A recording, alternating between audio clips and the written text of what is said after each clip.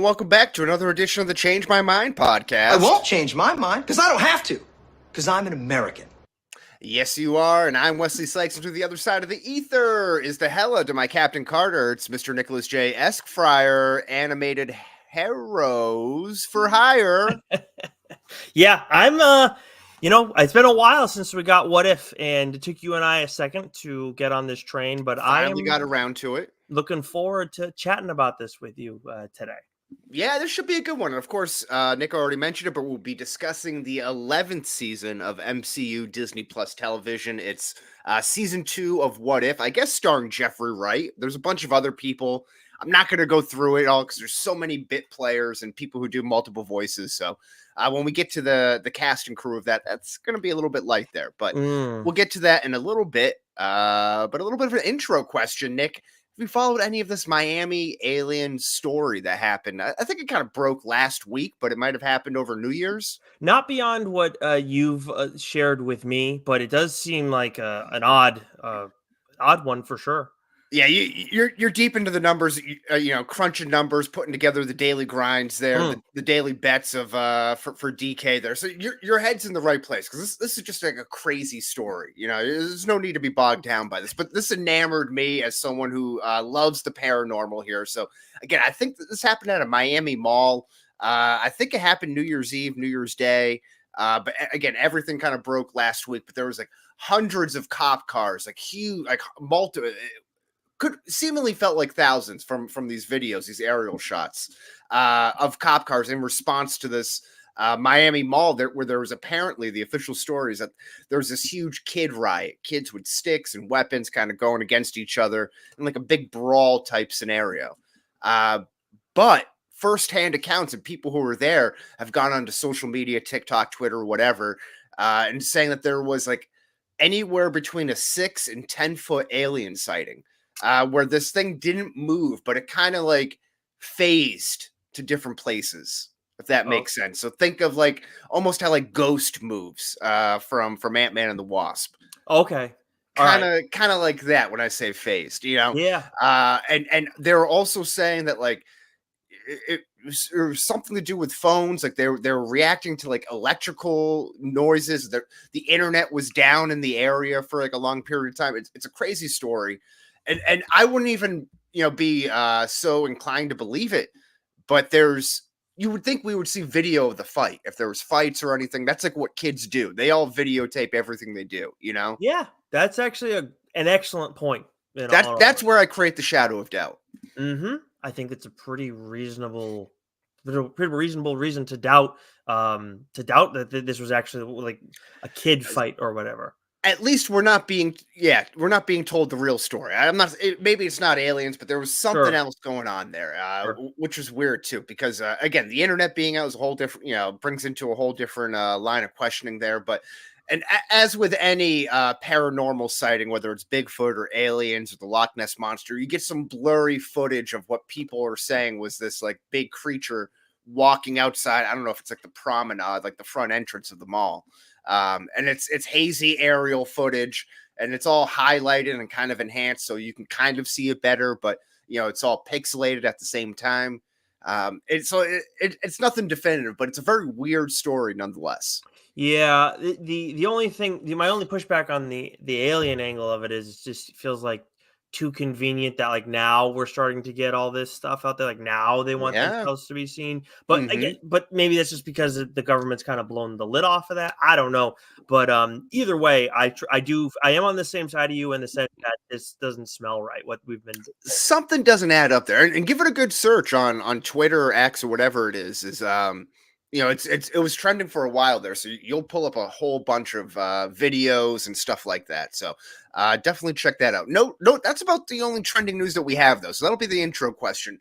Yeah, I'm kind of toying with this idea of like only doing trending now when we have like news to talk about. Like I was catching that drift. Yeah, so it's work. I like it. Then maybe we'll be a little bit more succinct. Maybe we'll move on. When we have stuff to talk about. Although, we talked about Jonathan Majors last week. I thought it was pretty funny that he's now doing like the tell-all interview on Good Morning America. That's like the meme on X and everything was that it's like straight out of a Boys episode. I was That's actually that's wow. That's actually very interesting. I thought that was pretty appropriate. Yeah. Couldn't believe that when I saw it. It's like he's doing this with a Disney-owned, like, Yeah, that's the kicker, right? It's like Good Morning America is ABC, which is Disney owned, and it's like yeah. they're like market testing him. They're throwing some testers out into the water. Like, how do people react to him? Oh, that's a good call. That's probably what it was. Wow, that's a I didn't think of that. It's just very, very strange. Oh I yeah, couldn't believe it. again, it's like a perfect Huh. boys episode. They're like, listen, your social media numbers are down. We need you get you on here, right? Right. I can just picture the redhead right now with like a Yeah, team of board members with a bunch of tablets looking over, focus groups and everything. yeah, yeah. This is a great You call. Like, need to win the 18 to 40 demo. I'm like mystified right now by that. Like that, I don't know how that didn't cross my mind at all. Like the internet did a good job on this one. I will say. Internet is always comes out on top there, but Hmm. much like the internet, Nick's comic book minute is coming out on top right now. Ah, a superb choice. So we got some big stuff this week in Marvel, but before I get to that, from Dark Horse, we got the second issue of Masterpiece. This is Brian Michael Bendis, and I really enjoyed the first issue of this. Already got to check out the second one, and it continues to be an interesting story. And basically, it's where we have these two like master spies are like husband and wife. We haven't seen them yet really in this story, but they had a kid together. Mhm. But they didn't raise the child. The child's been raised by somebody else, and now this basically like who is Andy Garcia in the Ocean's movies? Is that right? Yeah, he's in the first. Yeah, the first one. Yeah.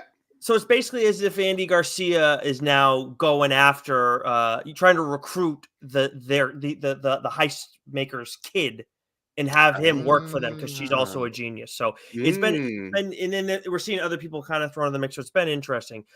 From Whatnot slash Massive Publishing, which is a company I don't really mention in the comic book minute a lot, but Sean Murphy's done a lot of work for them. He's most notably done Batman, White Knight over at DC, among a ton of other stuff, but that's just most notable recently. He's gotten his hands on the Zorro IP, and he's doing Zorro Man of the Dead issue 1. I didn't get in on the Indiegogo campaign when they did this, but I know it was like funded, like if not in the first day, like very quickly soon after. This is something I'll probably be checking out. But for Marvel, the biggest stuff right now we got going is the Rise of the Powers of X, issue 1 Mm. for that. The Fall of Krakoa is happening now, which is obviously very exciting, and I've been really enjoying everything we're getting out of that. And then from Wolverine, friend of TLDR, Benjamin Percy, the writer of Wolverine, we've got the Sabretooth War coming. So I have not got a Whoa. chance to look at this, but he already did a Ghost Rider crossover and absolutely crushed it with him and Wolverine. And now he's got his hands on Sabretooth with Wolverine. I can't imagine he's not going to kill it here as well. And then for TLDR this week, we'll probably talk about Sabretooth War, maybe some of these other titles. We're just doing what's new, which usually means there's something else coming on either later on the week or early next week, but can't get into that right now. But that is it for the extended comic book minute this week, Wes. I love it. Yeah, use the extra time for the comic book minute. That's what it should be for you. That's a good use of time there. I love it. I appreciate it. All right, so yeah, let's shift over. Are you ready to get into our main topic here? I am. Okay. Yeah, let's ask. Jesus, where is it? Oh, this I is so bad.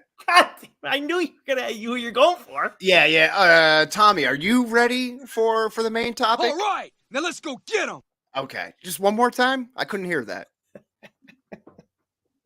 Oh, son of a bitch! Now it's not even playing. All right, now let's go There it get is. him. Ah, damn it. Okay, there we go. Okay. Well, that's flawless producer work there on the back end. Main topic here: what if season 2 an exit survey?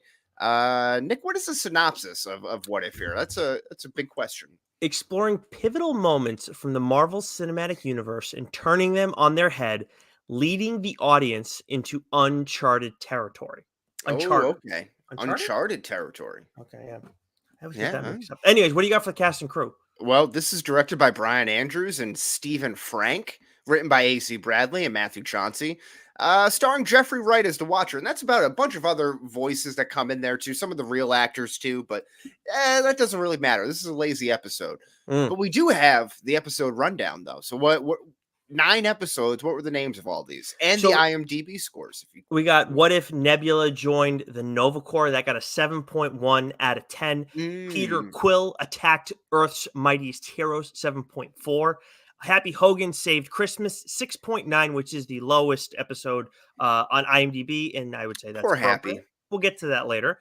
Iron Man crashed into the Grandmaster, 7.4.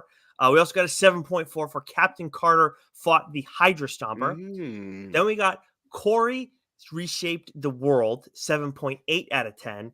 Hela found the 10 rings, 8.1 out of 10. The Avengers assembled in 1602, 8.1 out of 10. And then the finale, Strange Supreme intervened, 7.7. All right. So now, as for our scores, score and tweet length review, X length review is probably what it should be updated to. I give this an 82 out of 100. This is improved animation that's noticeably right off the bat, and storytelling. I think there's some really interesting storylines here, but it just doesn't hold my attention, even if in its mostly one-off format. They toy with some really good ideas, but again, I'm not sure if it lands everything for me.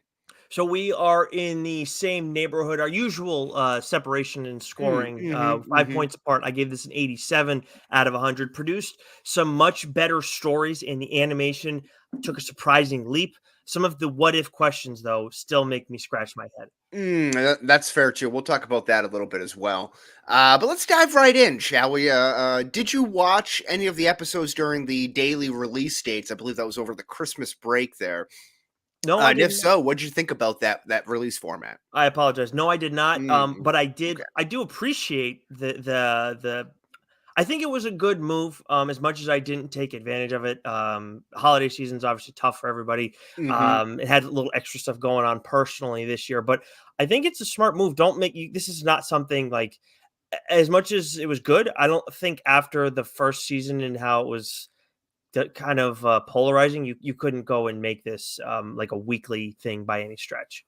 No, and I love this. I love the idea of having this released one day at a time. Although I like you, I didn't take advantage of it. I watched it after the fact.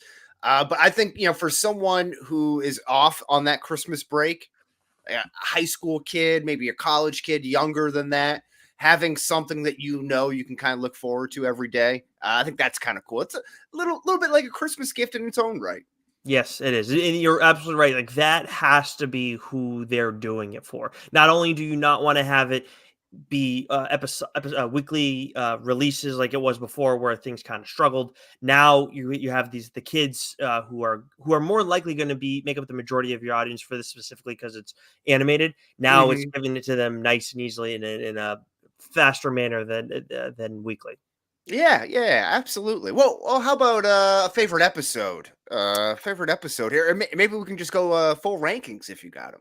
Yeah, I got full rankings, but I will kick things off with just my top one, and that Mm-hmm. is the Hella episode, far and away. Like there was no doubt in my mind when I was going through this, that was my number one. As much as I do think the question was a little odd. So, Yeah, did not make sense. She didn't find the 10 rings, almost at 7 rings. Ooh, excuse me. There's whoa, an Ariana Grande song, 7 rings. I would like to okay, find her. How about that? there you Ayo. go. But no, she just found Wenwu. Yeah, I was. I when I saw that, I was like, okay, so she's gonna take him from him. Like, is that what's gonna happen? And I was she's expecting that the whole time. Yeah. yeah, and so that was like the only knock is like it was a misleading title. Hmm. That's generally not great, but at the same time, like for what the episode was, what they wrote, it was outstanding. I like you could have easily just made this into this is not a better title, but like what if Odin did to Hela what he did to Thor? Like that's obviously a terrible episode name, but that's what happened, and Yep. it's a different time frame, and that would have been easy. So It's like Thor blended with Shang-Chi. yeah, it was awesome. Like I really enjoyed what they did with Hela there. I loved what they did with I forget the other world that Shang-Chi's mother is from. Oh, yeah. That was awesome there as well, and just her going up against Odin and everything. It was I had the only criticism I had for that episode was the title. Yeah, no, I thought that one was a little slow. I watched that this afternoon, so I saw that you would put that down as your favorite episode. And I only had a couple more those last 3 episodes left to go through. So I was like, oh, okay, I'll give that. And I thought it dragged a little bit, but I thought the fight between Odin, Hela, and Wenwu, again, awesome. Marvel does a great 3-way battle. They know how to finish off a menage a trois. You know what I mean? That's a good point. And it was definitely not like the fastest moving episode that we got, but it for me, like it felt appropriate. And also Hella's personality carried those, I thought, those slower moments. But what was your number one? So speaking of personality carrying a lot of the episodes, Tony crashing into Sakaar. It's great. You get the Tony snarkiness mixed with what I believe is why can't I I'm gonna blank on his name there, but the Grandmaster. Yeah. Thank you. Jeff Goldblum's quirkiness and everything that carries right over through it.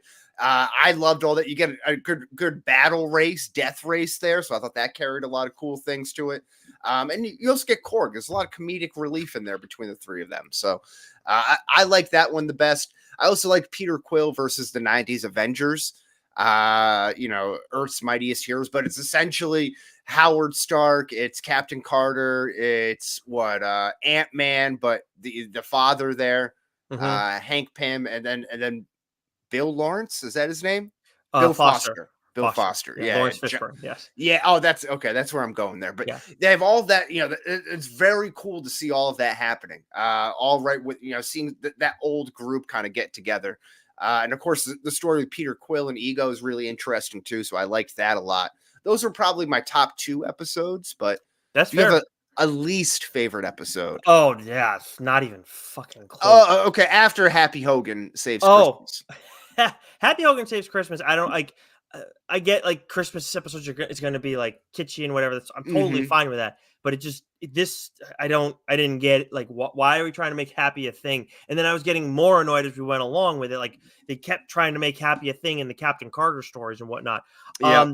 For me, so I definitely have tiers within this too.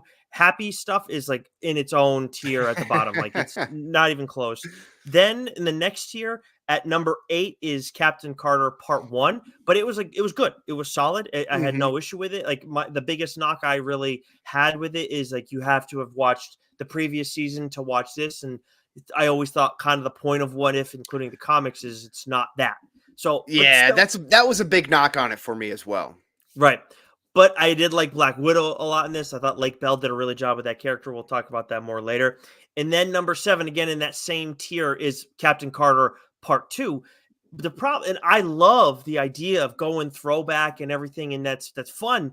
But like, this isn't necessarily fair, but I've seen where DC has gone back and turned back the clock and now they're going to do Elseworlds again. And Tom Taylor wrote that in the comics. And I'm blanking on the artist's name, and she kicks ass. But anyways, like they did that right to a T. It was like, was this an alternate reality? Was this back in time? And if it's back in time, how are these characters there? And then when we get Stephen Strange in the finale where he talks to her about it, he said 1602. And the way he said it, I didn't rewatch. I just watched it the one time. But the way he said it, I was like, was he saying that as if it was another multiverse, or is it back in time, like 838 or exactly. Okay, so there was a lot. I had a lot of confusion like with that. I felt if that gets cleared up, then this probably moves up my rankings. But you have Happy Hogan in there with the Hulk, the Purple Hulk powers, which I did not care for at all. I think aside from the Happy Hogan episode, which I skipped, ironically, I think my least favorite episode is probably Captain Carter fought the Hydra Stomper. I liked the Avengers Assembled in 1602. I like the gimmick of it. I'm not familiar with the DC stuff there, so this was all brand new to me. So I thought that was a really cool thing, and to be like, oh shit, they got Steve Rogers doing a Robin Hood type thing with his merry men. Like that's pretty cool. I like that. So I like kind of seeing all the Musketeers. You got Ant-Man kind of swashbuckling around there and everything, but you're right. I did have questions about like, wait, what's how do they have powers here? I thought none of them were going to have powers, and then I don't know. So I was a Yeah. little confused about that as well. But so the execution wasn't really there, but the idea it was like a 10 out of 10 for me. 100%. I absolutely love the idea. So again, those are in a tier together. Then at 6, I have the finale, and at 5, I have the Iron Man story, which Mhm. I absolutely loved the race. It was awesome. This is where I'm like, I have these at 5 and 6 in my rankings, but again, this was a good season. Like Mhm. the biggest problem it had was there was a wasted episode with the Christmas episode, and then there were like odd questions along the way that led to these stories. But there were what like again they're odd questions, but let's take the story and what we're given. And it was like that was a lot of fun. And then from 1 to 4, they're in a grouping together. At 4, I have the Kahori story. Then I have Nebula. Then I have Star Lord. Again, Star Lord is a weird question the way they put it Mhm. because Yeah. I thought that was going to be like it's the past Avengers, not the current Avengers. It's a little misleading. Mhm. Nebula, I thought by and large kicked ass. I just felt like the other two had like a higher ceiling to it. And then Kahori, like the knock on that again is well, this isn't it kind of falls under the question category of being odd, but it also like these questions that they're asking seem like odd ones to be asking. That's where I get Yeah. confused. They could have had an editor go over these a time or two and just be like, is this the headline that we want to go with here? Right, and that's the biggest thing. But for that story, that one kicked ass. So the top 4, and also like if you look at my rankings 1 through 5, not counting the Happy Hogan one, 1 through 5, those are all one-offs. Like they're Mhm. not tied to a larger story at all. And that's going to be what ages the worst for me. We'll get to that a little bit later there, but just it feels like misleading the audience a little bit when we're told that this is one-offs, but then it all kind of carries over. Even like the Peter Quill from the world, like didn't they have an episode in the first season around a young Peter Quill? In the first I could have season, sworn that, but mm, maybe my memory no. betrays me here. But They had it with when Chadwick Boseman was the one that got picked up and became Star Lord. Is that what you're thinking of? maybe that's what it was there. Maybe. Yeah. And nevertheless, Either way. are there any storylines you think the MCU will pick up in the live action storylines? Kind of like what they did with Strange Supreme Mm. and Multiverse of Madness. I really think there's only 2 that they would do it with, and it's Captain Carter or Hmm. Corey.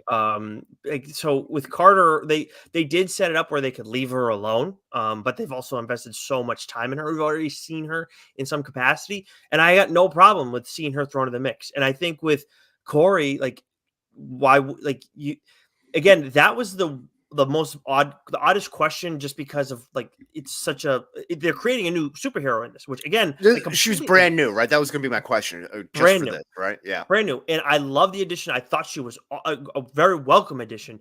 Like my question, again, all my issues with it are like surely on principle, but execution with her was awesome. I don't know why you don't bring her in the mix more after like the success that seemed at least from that I felt from watching. Yeah, I liked it too. I wasn't really sure what I was going to think going into it because I know like she was kind of like heavy on the marketing for the Mm, season there. I know they were kind of pushing her a lot on like not posters and stuff, but like title cards and things like that for the hmm, season. But I really enjoyed the story. I thought it was good, even if I did have to read subtitles for it. That didn't really bother me all that much. mhm. Um, but I thought it was a really cool story of going to like the sacred world within the Tesseract and the what is it, the Fountain of Youth with the Spaniards, conquistadors and stuff. I thought that was pretty interesting. I think her power set is like not really anything, like you don't really know what it is. It's kind of like nebulous, right? Yep, So it's like 100%. that's a little like, all right, you need some shaping of that there, which if they're going to be fleshing her out in live action, then that's plenty of time for. Um, the captain, those two feel like the obvious options because, like, Mhm. again, that was the connected story. They've already churned out Strange Supreme and Multiverse of Madness, and maybe a little bit of disappointment is the timing of this as well. Because when we got season 1, there were characters who we knew were in the middle of phase 4 with, where this is like going back in time with older heroes, whether from the Infinity Saga or prior to that, and not a whole, you're not seeing Falcon or anything like that, Or or Moon Knight. who any Moon Knight, any of the ones that who are going to be kind of pushing She-Hulk or whatever, that you would see that they could kind of adopt. So maybe that was a little bit of a missed opportunity for them, timing wise. That didn't work out best. But so that feels like the right answer. That's a good call, though. Like like, sure, we get Howard the Duck thrown in the mix. I know we'll bring him up later, and that's great. But there's just, you're not bringing up a whole lot of these other individuals that from the current roster. Yeah, it's a good call. What do you think is going to age the best from this season? I'll tell you what. The animation, we already touched on it a little bit. Yeah. But noticeable improvement across the board. But the stuff that stood out the most was the action. And I really I'm like, we have been spoiled by, or not spoiled, like the bar has been set for animation now in this new era with Into the Spider-Verse. And it is next level stuff. And that is a very high bar for sure. From when it comes to like cinematic type stuff, and anything MCU does feel cinematic, because obviously Invincible a little different. But and then obviously you have TMNT that also kicked ass with Mutant Mayhem. With the action here specifically, I very much thought this feels like we're getting a little bit of that Spider-Verse quality brought in here. Yeah, I think you're going to see a lot of that influence kind of bleed over into other animated works there. So I'm with you on that for sure. And I love Nebula having this noir detective vibe throughout. Yeah. Like almost like Sin City or Watchmen with Rorschach with kind of like the voiceover as if it was like her personal diary almost. So I thought that was a really cool way to tell that story. Pretty cool story too. I thought that was a cool opening to the season. Again, some of the other gimmicks, I love the 90s Avengers. I thought that was pretty cool to see them all in action together. Same with the 1602 Avengers, specifically Rogers' treehouse and Rogers being that Robin Hood type character. Again, I love that as well. And then we mentioned this already, but the Hela Wenu versus Odin fight and the MCU again does a great menage a trois. Yeah, there was a lot of good stuff here. The highs here were pretty damn high. Even as you're talking about the 1602 episode, like I have a note here that the 4 episodes that aren't related to the larger Captain Carter story or the Christmas story, like those are going to age very well. But I do think the 1602, like I'm definitely picking some nits on that, because I also have thought about that idea before of like, wouldn't it be so cool to see different stories? Like we've seen some shit like that in comics before. So I'm definitely picking some more nits than the average person there. But like a lot of these episodes I think are going to age well and are far more rewatchable than what we got in the first season. Yeah, no, I agree here. I got something for what aged the worst. Do you want to? Are you ready for that? Do you anything else you want to? Well, I think no, I got nothing else to add there.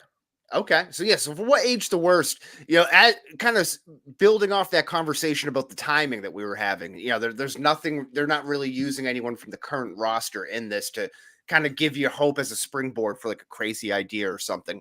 Why didn't they haven't they introduced anyone from the Fantastic Four or the X-Men? They have the rights to those. I don't understand any of this. Think why not use them to your maximum capacity? It's got to be because of Deadpool. It's like they must be waiting to do it with max out with Deadpool. It's the only logical explanation. I guess so. Yeah, I just think that would be cool to see if they got and maybe that's lame. Maybe that's a lame introduction to them in like the Disney Marvel scheme of things to kind of have them introduced in What If. But seemingly we're getting that with X-Men 97 at some point. We don't have a date for X-Men 97, right? I feel like it's this year. I don't know. That's all I've heard is this year. I think Wes. I mean, we've been on it so much lately, and I know we're not alone in this. Like, why aren't we getting the X-Men? What's going on with Fantastic Four? All this stuff. It's got to be Deadpool related. You're probably right, because it just seems so ridiculous. Like again, this is a great opportunity because I was when we saw in the last episode with Strange Supreme, he had all these different orbs and like you can make out some of the individuals. I tried to pause. Disney's interface doesn't necessarily play well into that, but I'm trying to pause to see. Is there anybody that we can see there? And like there was young Peter Quill and some other there was Thanos and some other stuff that we've seen throughout this series and some other familiar figures, but nothing like X-Men related that I could make out. So I'm just, maybe I missed it, but I couldn't make it out. So it's like they gotta be just waiting for Deadpool. Yeah, it's just disappointing. Yeah, Let's go. Let's go I'm already. ready for it. Yeah, let's do it. I just didn't watch the Happy Hogan episode, so that was Oh. about it for me. Yeah. Yeah, that was the, you know what? Not only is it that episode is going to be the thing that ages the worst from this season, but also like him getting more run with his powers. It bleeds into the 1602 episode. It's in the finale, and I'm just like, why? Like, who thought of this idea? I just was not a fan of it at all. Maybe it was just Jon Favreau. He's like forcing himself in there. Well, I mean, I guess he's due for a bad decision because he's done a lot of good middle. Yeah, he has. The only other thing I mentioned this off a little bit earlier as well, just the it being billed as a one-off episode, like each one kind of being its own bottle episode, but yet it builds into some sort of a greater story. It kind of goes back to season 1 when we were told that this was going to be its own thing and not a part of the MCU, but then leading up in the marketing and the promotion of it, they said, oh no, this is going to be a part and affect the greater MCU storyline, so you have to watch it. So it's like I feel like we just keep getting like a rug pull from us at some point in time. I'm a little bit more partial to the one-offs. Yeah, so as it bears out, by what we discussed earlier, our favorite episodes. I think that there's a formula that could really work well for them here in have what we're asking for, but also then also if you want to feed into the MCU more, go that route. Just have this be, what if, and then it's all a series of one-offs. And then if you have anything in particular that hits with people, I don't know how Disney would figure that out, but if you find something that hits with people, then go and give it its own series, or then you find a way to maybe work it in throughout all this multiverse stuff, and then bring that into live action. But don't do it here where it's supposed to be a series of one-offs because it just feels like an odd fit. Yeah. Again, we're getting sold a different bill of goods here, so I don't know. That's just it. Minor nuisance there. Who had the best performance by a side character this series? I think you have you hit the nail on the head with one of them, but I'm going to throw Black Widow out there. Lake Bell is the voice. She's also the voice of Poison Ivy, and just brought a little extra humor to her. And it makes sense. Her working alongside Captain Carter. We saw her bringing that in a little bit with Steve Rogers, but couple of girls kicking ass together. Like, it makes sense that we'll see a little more humor. And Lake Bell brings it with Poison Ivy too in the Harley Quinn series. So I'm trying to picture Lake Bell. She is was she like the girlfriend in Get Out? In Get Out, no, that's Allison Williams. But I could see how you get those two. I'm kind of picturing like an Amanda Peet type face. Yeah, honestly, yeah. Am I on there? Right? You're not far off. Saving Silverman reboot. No, I'm just like good casting. You're just starting to make me realize things about myself. But yeah, that's who your celebrity crushes are. Yeah, but it's starting to see some level of consistency. You got to type there, huh? Apparently. Yeah, okay. But Lake Bell's like kind of in that ballpark. But I can't remember what she's been in like live action off the top of my head. But I'll give her. Maybe we'll just do some pre-show, post-show research. There you go. Yeah, absolutely. Yeah. But who do you have as candidates? Because I know one of them was a home run. Well, I love the Grandmaster. I think every time we get Jeff Goldblum on there being Jeff Goldblum, that's a home run. And I'm assuming it's the same voice. It's his voice in there doing the character work there, the voice work, because it's spot on. So if it's someone doing an impression, kudos to that person as well, because it's really good. But the back and forth between him and Tony, and then you get Korg's one-liners in there. I thought that worked really well. But Howard the Duck in the first episode with Nebula and the Nova Corps was a really nice surprise. Again, that works with that kind of like seedy underbelly of what city were they in? Oh my God, they're on the planet from Nowhere. The Guardians movie. No, not Nowhere. Xandar. There we go. Planet, the seedy underbelly of Xandar and everything. So I thought that was really cool. And then also this is honorable mention, but Rogers Wood, 1602 Avengers, Steve Rogers, Robin Hood, awesome. Yeah, if Black Widow's not the winner, then for me, then it's Howard the Duck. I think that's a great call. He was, and that's one too where it's like he loses out in the back of my mind because he's just in the first episode of the Mhm. series, but he was an outstanding addition. Yeah, okay, I can live with that. I can live with that there. Who lost the series, Nick? You know who I think lost the series. Everybody knows that that I think it's Happy Hogan, but who is it for you? I'm very curious. So I wrote down Thanos again because I feel like this started with maybe What If season 1, maybe with the Thor 4, kind of with their theme park there in New Asgard. But there's a diminishing of Thanos's impact and work in the Infinity Saga that goes on here, and it happens either in the first or second episode of season 2 here, like pretty Hmm. quickly. They just diminish him, like they get rid of him pretty quickly. Yeah, it's Ronan. Ronan defeats Yep. Thanos, like double crosses him and just defeats him. It's like, no, Ronan's a bitch. This would never happen. Do you think there's a world where we see them try and bring Thanos back? No, I don't know. They're like, I feel like Marvel is telling us that Thanos isn't that big of a deal, but the Hmm. fans still love him.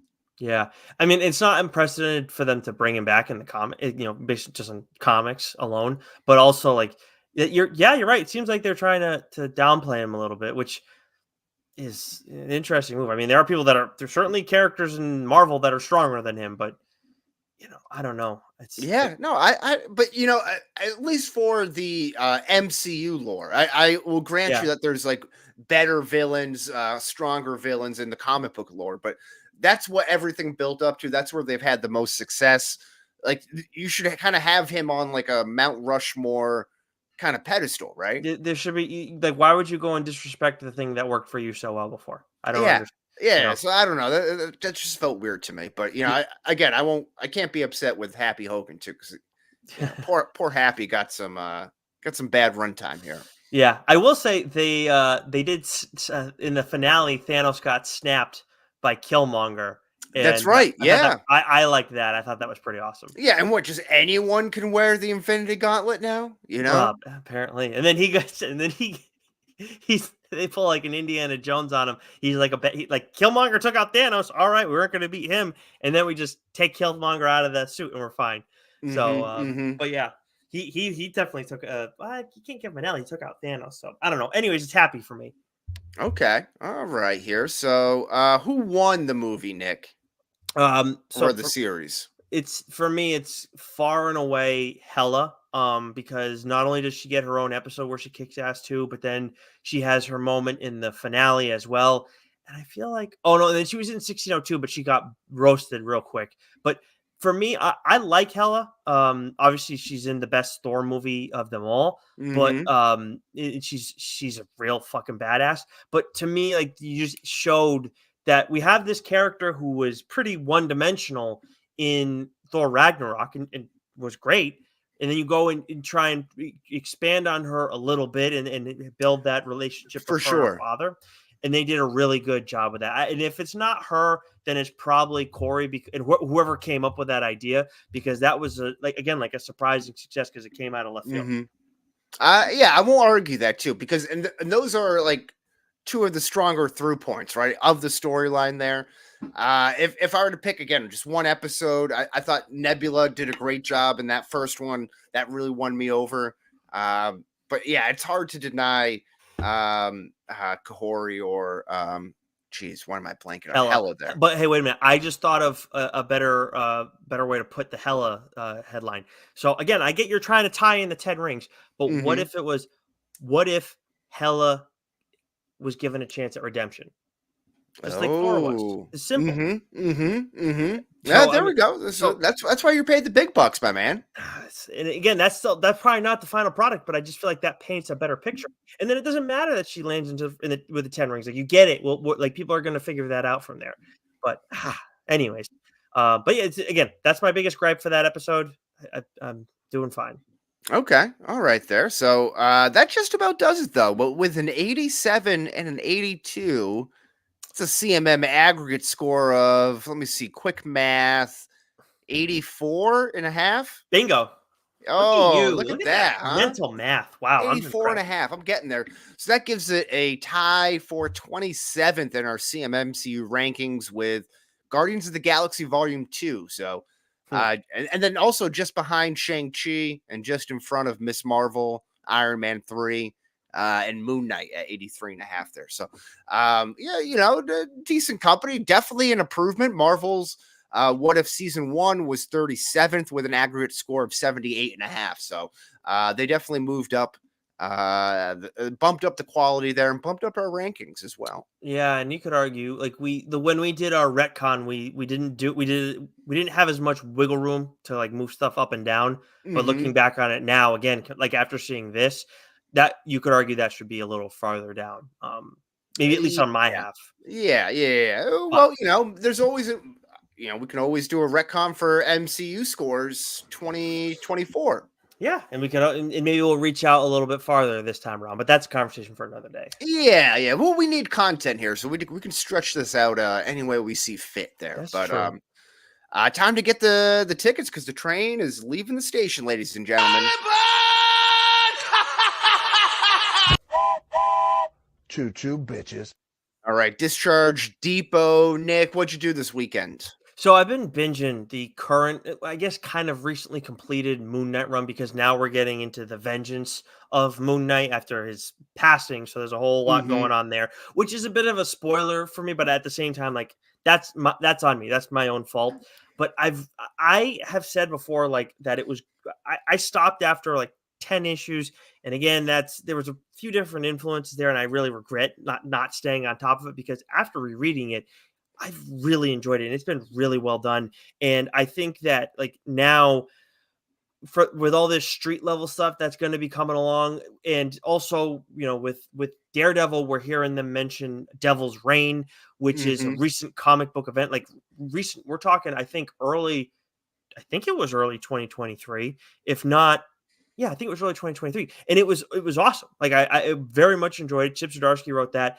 This Moon Knight stuff that Jed McKay has written could fit in very well in all of this stuff. So I really hope that we get to see Moon Knight revisited, and this would fit in perfectly with this street level initiative. So Okay. finishing it. I'm gonna finish it off soon because I'm absolutely crushing it right now. But definitely something worth checking out, the Jed McKay run of Moon Knight. But what have you been up to since we last convened? Well, last night I watched 3/4 of Saltburn, which is a movie with Jacob Elordi and Barry Keoghan and a couple other people as well. But I walked in, my wife was watching it, and I don't even know if it's an Amazon Prime or if you have to like rent it or what the deal is right now. But it's getting a lot of buzz on the internet because Barry Keoghan goes full dong, Mm-hmm. at the end of it there. He's showing hanging dong then there. But it's a really interesting movie. Again, I caught like 2/3, three-quarters of it, but it really like sucked me in. It's about these British Oxford students going to this Saltburn mansion, these like old estates of old British royalty, and they have all these like crazy coming of age type story, but then there's like this whole thing that happens. I don't want to ruin it for anyone, but it's really really well acted. It really sucks you in. The story doesn't tell you all that much. You don't really get a whole lot out of it, but it's a good watch. I recommend it. But Barry Keoghan's crazy. There's this other scene where he literally fucks dirt at the grave of someone's burial, like right after, like the fresh dirt that they were buried on. And it came out after the fact that was an improvised scene. It's pouring rain. He strips down naked and he's crying and moaning and humping the dirt. Oh wow! This is the first And he time just improvised that. He's like, you know what this scene is missing? Me dry humping some dirt right now. It I wasn't even a dry hump. It was a wet hump. This is I didn't know about that scene. I have not watched it. I don't intend to watch it. The missus watched it. I think your wife and your wife and you would like that movie though. She It's not bad. Well, she watched it and gave me Oh, a lot of okay. the details of it, and it sounds like a fascinating premise. But there was just like some stuff with that Lordy was talking about in leading up to it, and I was just like, okay, like uh, You know, what was he saying? the tub scene, where Kyogen's like licking up his stuff. I'm like, when I heard that, I'm like, Oh, okay. see, I must have missed that. There are some very sexually charged moments that aren't exactly sexual. You know what I mean? It's like, Mhm, but it's like a lot of like implied stuff, like very close talking. mhm. And it's like very, yeah, I can see it's kind of like unsettling. I know what you mean. Yeah, it's just so it sounds like it's sounds like it's quite the experience and quite the story. I just think this is one that I'm not gonna go and necessarily give a look. Okay, all right there. But the other thing, and if you haven't watched this yet, I also think you and your wife would like this. But "You Are What You Eat" documentary on Netflix. It was like top trending this past week, and it's where they do a study on twins, and they give one a healthy omnivore diet over an 8-week period, and then the other one a vegan diet to compare a whole bunch of stuff like body mass, muscle mass, weight loss, and then like mental memory, like sexual arousal, like to see if there's like any difference between going, you know, uh, being a healthy omnivore, being a healthy vegan, using twins as like having almost identical biomarkers. That's I saw like a brief mention of this on Twitter or something, but I didn't know it was out already. I'm definitely gonna check this out. Thank you for letting me Yeah, know. it's really interesting. So I won't get into like the results of who does better and everything, but I feel like it forces it definitely has a message between all of that. They talk about factory farming,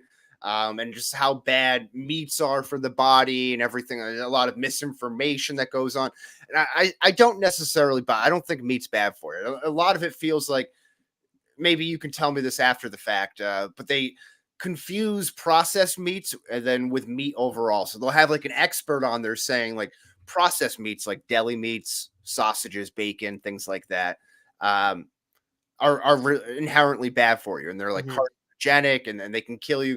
But sometimes it would be like an overshot of like a grilled steak. Do you know what I mean? Or like, mhm. and I'm like, I feel like you're sending the wrong like mixed messaging there. And they were kind of used meat or processed meat kind of interchangeably, and I felt like that kind of sends the wrong message there. But um, I had a lot of my thoughts about veganism confirmed through this. I don't think it actually promotes what they're hoping it promotes. Interesting. Yeah, Okay. I definitely want to check this out because I've 'cause been. Oh, sorry, you cut out on me there. I won't spoil it for you. Okay, yeah, I'm very interested in checking this out just because been I feel like I've been trying to make adjustments recently in a few different ways. So that will be that'll be good to get that bit of insight because it sounds like whoever thought of this that is a brilliant idea. To do Yeah, it's really interesting. I think my biggest takeaway is just how bad factory farming is. Like they show some of this stuff and like crazy, crazy. There's like these pig farms in North Carolina that they have. Again, they'll do like drone footage flyovers of these like pig farms, where they have these lagoons that are just sewage of all of their pig shit. So there's thousands of pigs on this pig farm, and they have like 10,000-gallon lagoons that's just all this shit sitting there. It's like just sitting there pretty much mixed with water and again all of their feces. But what they do to get rid of that is they spray it over crops because there is like a fertilizer benefit to that. But what they do is they spray it so far out and it would get into like neighboring people's yards. So like all of their houses, like people's clothes, children's toys would have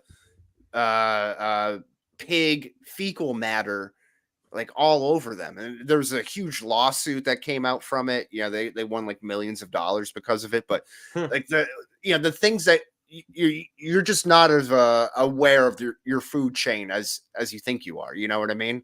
That I have learned. There's no question about that. But So I've been looking into like local, meat farms to get meat from now. It's like that's like the big change that I think that brought on me.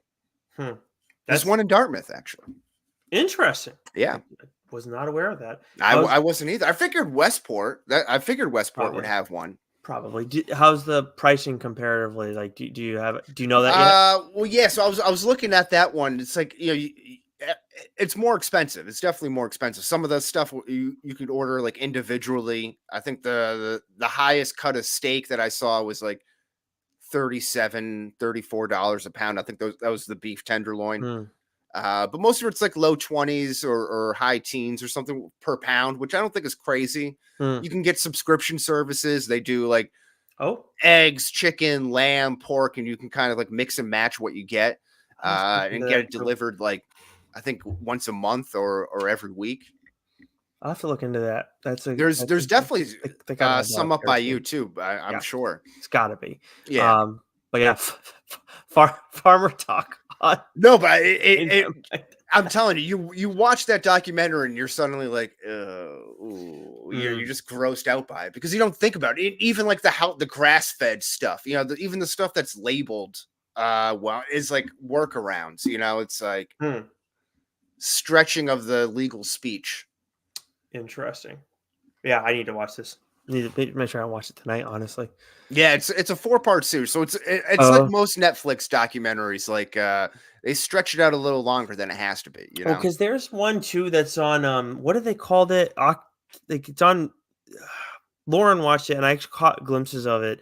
It's a documentary series again on areas around the world that like are known for having like people who live substantially longer Oh lives. yeah, I think Jules and I watched that. Yeah. Yeah, like so that was another one. Like, and I remember we saw like at least one Greek island or area of mainland Greek, and like Yep. some of their like wine is part of their stuff, and an important part of what their culture and everything. And they have a lot of people that live to a long, like fairly healthy life. So it's just like watch. So when I saw that, it was kind of eye opening for me. So seeing this too will be an interesting experience. Oh yeah, and I'm sure you can attest to this when you were over there too. But the aside from all the bread and everything that's different between America and the rest of the world or European countries, the wine is completely different too. The sulfates there, you don't get drunk or you don't get hung over as much. Like it's Yes. like a healthier wine.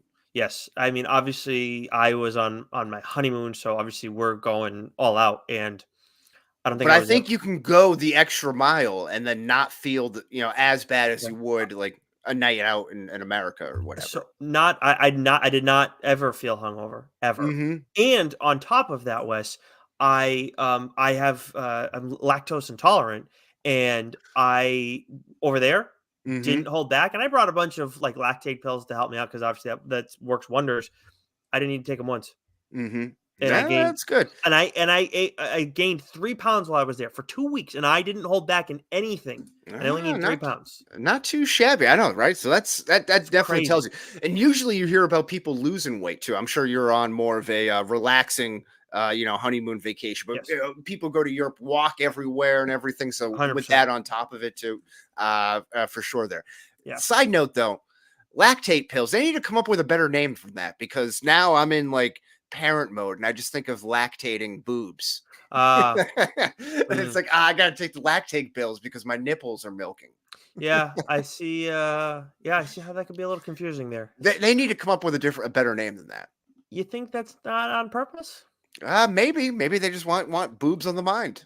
I think that's what it is. That's good. Yeah, well, they're doing their job. You're right. You're right, Nick. Hmm. Well, I think it's a good place to end it there, huh? Boobs on the mind. I think so too. Next week, what are we doing? We're doing Rebel Moon next week. Oh God, is that what we're doing? Yep. All right. Let's do it. I'm ready. Yeah, Rebel Moon, and of course, Echo comes out this week as well. So we'll give that a Oh, week to marinate. oh, is that what it is? Okay. Okay. I thought that's what we were doing. Or no. We talked about this. I think I confused myself. We'll do Echo next week. We'll give Rebel Moon one extra week in case of the Snyder R-rated cut comes out. Yeah.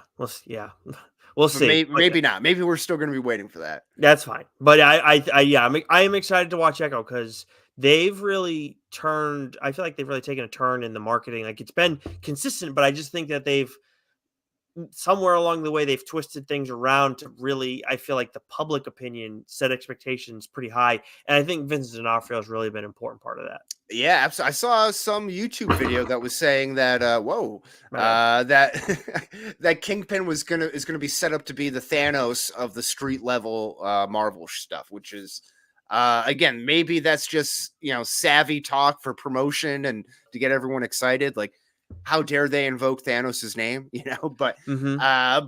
I think Vincent D'Onofrio's Kingpin could be, has that potential. Agreed. Yeah, I think Kingpin in general deserves that kind of Mhm. respect. 100%. He's always been a great character. Yeah. So, okay. So, Echo next week. We'll have that 5 episodes. So, that'll be fun stuff, hopefully. Mm-hmm. But So till until then. then, same bat time, same bat place.